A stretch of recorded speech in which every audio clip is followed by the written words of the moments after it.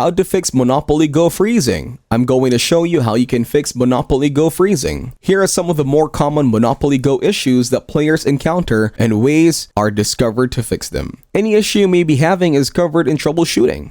The issue is that Monopoly Go keeps crashing, right? The method to fix this is closing Monopoly Go. Force closing the app, updating it, then restarting. Next, the issue is Monopoly Go restart game error. The method is to fix is more than likely due to server-related issues. You can try restarting the game. The issue is crashing when claiming a reward. This is a known issue. Don't worry, the reward is still added to your inventory when you load back in. The issue is that Monopoly Go freezes at the load screen. Sometimes a simple restart will fix the issue. If not, you may need to uninstall and do a fresh install. If the issue is that opening community chat causes Monopoly Go to crash, you should be able to reload the game and be just fine. And in the meantime, don't worry, you will still actually open the chest. The issue is that Monopoly Go won't load at all.